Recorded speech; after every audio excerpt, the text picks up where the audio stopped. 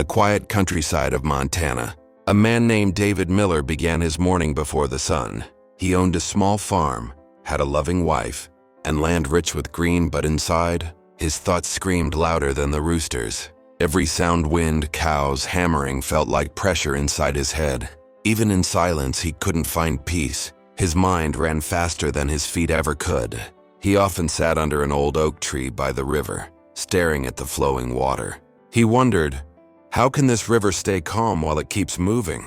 One afternoon, he saw an old traveler walking down the dusty road. His clothes were worn, but his eyes peaceful, almost glowing. The traveler stopped near the river and smiled.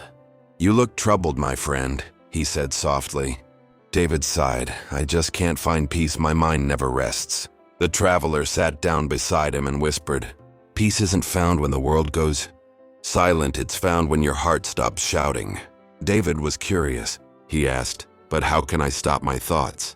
The traveler smiled. "By listening to them first." The traveler told him to close his eyes and listen to the wind, the birds, and his own heartbeat.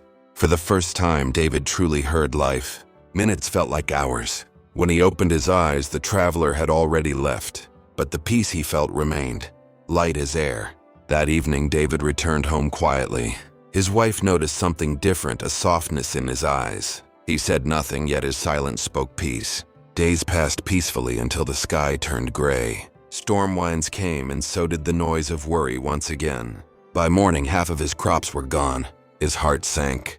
"Why again?" he shouted into the wind. From the fog, the traveler appeared again, silent as the dawn.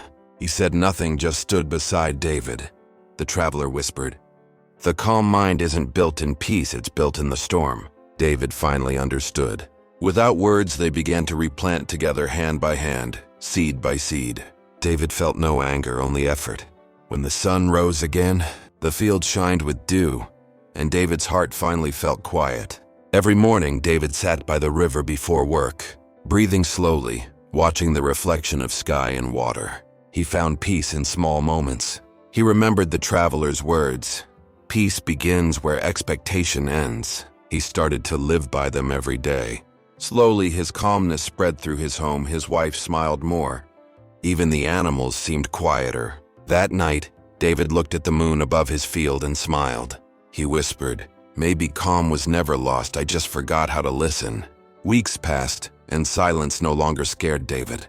He found comfort in the soft sound of birds. The wind brushing against the wheat, everything felt alive again. One morning, the traveler returned, smiling as if he had been there all along.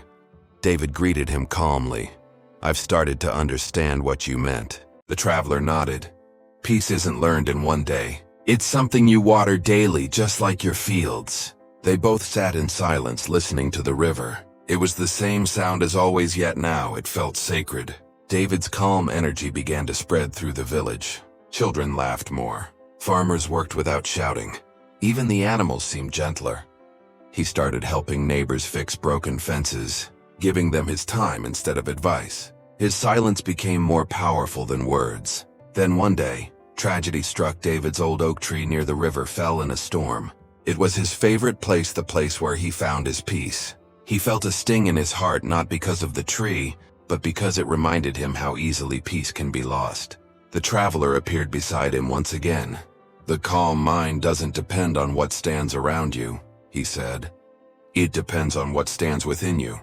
That night, David sat by the fallen tree, watching its reflection in the water, calm, even in death. He smiled, realizing the lesson was still alive. David began journaling every morning, not about worries, but about gratitude. Each word reminded him that peace grows where appreciation lives. He started helping children learn small lessons, patience, kindness, listening. He became known as the quiet farmer. One evening, the village held a harvest festival. David watched everyone laugh and dance, and for the first time in years, he joined them peacefully, not anxiously. Days later, a boy delivered a note written by the traveler. "Remember, calmness is not the absence of storms, but the art of sailing through them." Every day before work, David would close his eyes and breathe deeply, feeling the rhythm of nature sync with his heart. Now, even in chaos, his breath stayed steady. He had become unshakable, not hard, but deeply rooted like the fallen oak once was. He began speaking softly to others who struggled, teaching them what he once didn't know: the secret of a calm mind. The river that once reflected his restlessness now reflected peace, calm, slow, endless. David stood on the hill near his field and whispered, "Thank you, old traveler, you taught me what silence truly means." That night, stars filled the sky like candles of peace. David lay down in the grass, his heart quiet and light. The world finally felt like home. The next morning was quiet yet full of life. The sunlight kissed the fields and the river hummed softly. David felt like every sound carried peace instead of noise. Villagers began visiting David not for advice, but for calmness. He didn't speak much. He just listened, and somehow that was enough. Children loved being near him. He taught them not just words, but silence, to pause, to feel, to breathe before reacting. One night, dark clouds gathered again, winds howled, thunder roared. But this time David didn't panic. He simply lit a lantern and whispered, "Let it rain." The villagers, frightened by the storm, came running to his house. They found David sitting peacefully, eyes closed, smiling. His silence calmed them all. As thunder faded, David looked outside and thought of the old traveler. He could almost hear his voice. "Now you are the calm."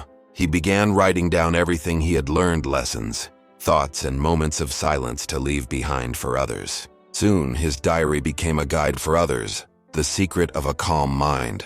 Villagers copied his words and passed them from home to home. A new oak tree began to grow near the place where the old one had fallen. David smiled. Nature had spoken again. Every time the wind blew across the river, it carried the same calm rhythm.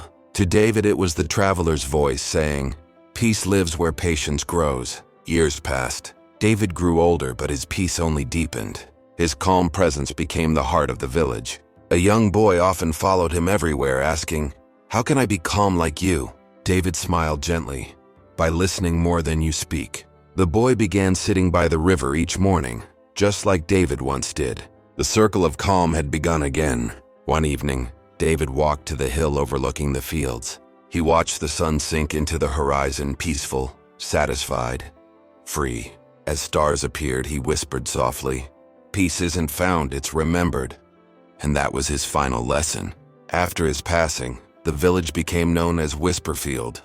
Every person carried his teachings. Calmness became their way of life. Years later, that same boy, now grown, taught others the same secret. He too sat under the oak tree, now tall and strong. David's diary, worn and faded, remained on a wooden shelf. Its title still read, "The Secret of a Calm Mind." The river kept flowing, carrying stories of calmness to those who listened. And maybe, just maybe, the traveler was still walking somewhere, teaching another lost soul. In the end, peace was never something to find, it was something to awaken. The calm mind was always there, waiting to be heard.